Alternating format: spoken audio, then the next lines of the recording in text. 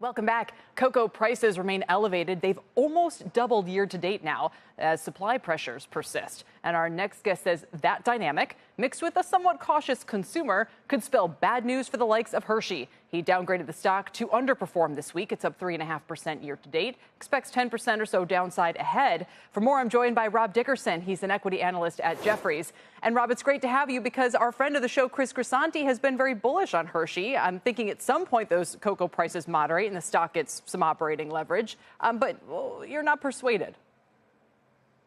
Not yet, right?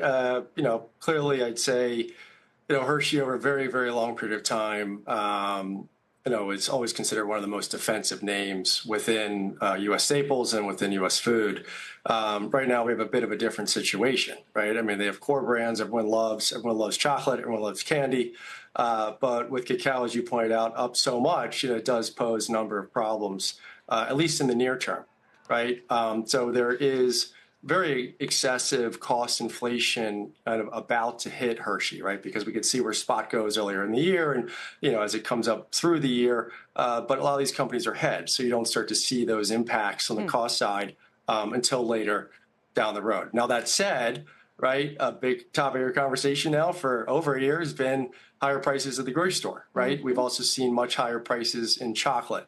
Now, chocolate does sell at a bit higher of a price point relative to a lot of food and also a lot of snacks. So it does, in a way, become a little bit less needed, right? Consumers seem to be a little safer and more discretionary in kind of what they're buying. Not discretionary as in I want to buy everything I want, more discretionary as I have to be careful on how I'm spending, my dollars in the store because I need to feed my family. I mean, so right now, go ahead. The cheeky person might say there's not much cocoa in Hershey's. So in other words, to tease this out, how much of your downgrade is about cost pressures and how much of it is about the shopper not showing up for these items? And if so, why not? And what should the company do about it? Clear. Yeah. The cost of cacao can be, it can be cyclical to some extent. We've never seen an increase like this, at least in my lifetime. That said, on the structural side of Hershey, right, we've also, seen a lot of volume pressure. So when you look at the chocolate category over the past 5 years, it really has underperformed on average U.S. food and also U.S. snacking in aggregate, right? Consumers do seem to have shifted, at least somewhat, into the gummy world, right? I mean, I have 2 kids. They get in the car, they go to 7-Eleven, right? They talk about gummy clusters. We want Nerds clusters. We want this. I thought you meant, cannabis gummies. And I'm thinking, I hope your kids aren't. No, we're not talking cannabis. Yeah, we're not talking cannabis. We're talking straight up candy. This is the confection world. I'm a food analyst. Got it. So, so if you look back at 2019 to where we are today, the gummy category has taken approximately 20% of share of that category, right? So chocolate has always been extremely defensive, and candy can still be defensive, even to some extent at higher price points. But now you have other competition within that category that's not chocolate.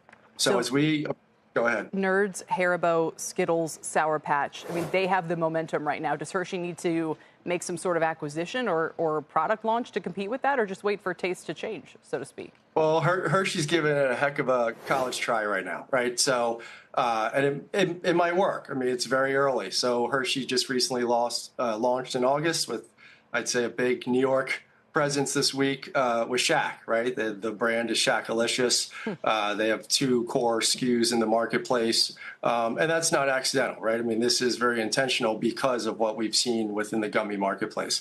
Now, they are entering, as you said, right, an area with very well-known brands, right? And I'd also throw in Swedish Fish, Lifesavers, right? Kind of the list goes on. That, if they can do very well with this product, then they will have a place at that table. But at the same time, let's not forget, if that does very well, it also might not still bode well for a broader chocolate portfolio, which does include very core brands. No, that's great. I'm looking up the Shaq-alicious gummies now. This is new knowledge for me, and they are extra large Shaq heads, and then the sour ones have cacti and so forth. Now when I'm in the stores and I see people buying this, Rob, I have a whole different perspective on the implications of what that means. Appreciate you joining us. As we mentioned, for now, it's an underperform $163 price target. Rob Dickerson from Jefferies. Thanks for your time.